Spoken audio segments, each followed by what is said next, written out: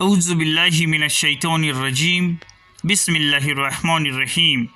کتاب بخاری شریف حج اور عمرے کا بیان۔ حدیث 296 حضرت ابو ہریرہ رضی اللہ عنہ سے روایت ہے کہ جناب مصطفیٰ صلی اللہ علیہ وسلم نے فرمایا، اے اللہ، سر منڈانے والوں کو بخش دے۔ لوگوں نے عرض کیا، اور بال کٹوانے والوں کو؟ آپ نے فرمایا، یا اللہ، سر منڈانے والوں کو بخش دے۔ لوگوں نے عرض کیا، اور بال کٹوانے والوں کو؟ آپ نے 3 بار یہی فرمایا، بال منڈانے والوں کو۔ پھر چوتھی بار بھی میں نے یہی عرض کیا تو فرمایا، اور بال کٹوانے والوں کو بھی بخش دے۔ وجاہت: حج اور عمرے کے موقع پر پورے سر کے بالوں کا منڈوانا افضل بہتر ہے، اس لیے کہ یہ خضوع و خشوع، دل کی پوری توجہ اور جھکنے اور نیت کے صحیح ہونے پر دلالت کرتا ہے۔ فتح الباری۔ حدیث 297 حضرت ابن عباس رضی اللہ عنہما سے روایت ہے کہ جناب مصطفیٰ صلی اللہ علیہ وسلم نے 10ویں ذی الحجہ قربانی کے دن لوگوں کو مینا میں ایک جامع خطبہ دیا۔ اللہ تعالیٰ کی تعریف و ثنا کے بعد فرمایا، لوگو، یہ کون سا دین ہے؟ انہوں نے کہا، حمرت کا دین ہے۔ آپ نے فرمایا، یہ کون سا شہر ہے؟ لوگوں نے کہا، حمرت کا شہر۔ آپ نے فرمایا، یہ کون سا مہینہ ہے؟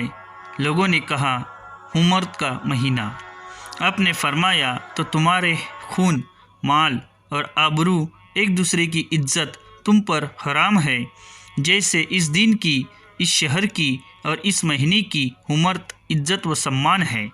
کئی بار آپ نے یہی کلمہ دہرایا۔ پھر آسمان کی طرف سر اٹھایا اور فرمایا، یا اللہ، میں نے تیرا حکم پہنچا دیا۔ یا اللہ، میں نے تیرا حکم پہنچا دیا۔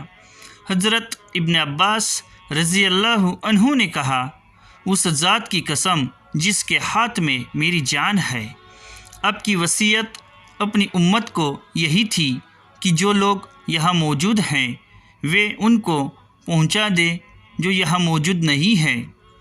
پھر فرمایا، دیکھو، میرے بعد ایک دوسرے کی گردن مار کر کافر نہ بن جانا۔ وجاہت: ایک حدیث میں ہے کہ خطبے کی آخر میں آپ نے شہادت کی انگلی کو آسمان کی طرف اٹھایا اور لوگوں کی طرف جھکاتے ہوئے 3 بار فرمایا، اے اللہ، گواہ رہ۔ جب آپ خطبے سے فارغ ہو چکے تو اللہ تعالیٰ نے یہ آیت نازل فرمائی۔ ترجمہ: آج میں نے تمہارے لیے تمہارے دین اسلام کو مکمل کر دیا اور تم پر اپنی نعمت پوری کر دی ہے، اور تمہارے لیے اسلام کو دین کی حیثیت سے پسند کر لیا ہے۔ سورۃ مائدہ 5 آیت 3۔ اسی مفہوم کا خطبہ اپنے عرفہ کے دن 9 ذی الحجہ کو بھی دیا تھا۔ مختلف راویوں نے مختلف الفاظ میں آپ کے خطبے نقل کیے ہیں، مگر سب کا مفہوم ایک ہی ہے۔ اپنے حج کے دوران 4 دفعہ الگ الگ وقتوں میں خطبے دیے تھے، اور یہ خطبہ ان چاروں میں ایک ہے۔ حدیث 298 حضرت سالم بن عبداللہ رضی اللہ عنہ سے روایت ہے کہ حضرت عبداللہ ابن عمر رضی اللہ عنہ نے زمرہ اولا، پہلے والی شیطان کی رمی 7 کنکریوں کے ساتھ کی، اور ہر کنکری پر اللہ اکبر کہتے تھے۔ اس کے بعد آگے بڑھتے اور نرم ہموار زمین پر قبلہ رخ کھڑے ہو جاتے، دعائیں کرتے رہتے۔ پھر زمرہ وسطیٰ، بیچ والے شیطان کی رمی بھی اسی طرح کرتے، اور بائیں طرف آگے بڑھ کر ایک نرم زمین پر قبلہ رخ کھڑے ہو جاتے۔ بہت دیر تک اسی طرح کھڑے ہو کر دعائیں کرتے رہتے۔ پھر زمرہ عقبہ، آخر والے شیطان کی رمی کرتے لیکن وہاں دعا کے لیے ٹھہرتے نہیں تھے اور کہتے تھے کہ میں نے جناب مصطفیٰ صلی اللہ علیہ وسلم کو اسی طرح کرتے دیکھا ہے۔ وجاہت 10ویں ذی الحجہ کو کنکریاں سورج نکلنے کے بعد لیکن زوال سورج ڈھلنے سے پہلے پہلے مارے، اور باقی تکبیر تشریق کے دنوں میں سورج ڈھلنے زوال کے بعد مارے۔ فتح الباری۔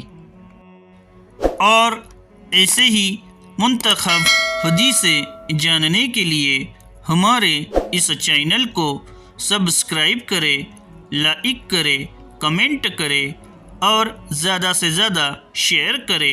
آپ کا موٹیویشن ہمارے لیے بہت ضروری ہے۔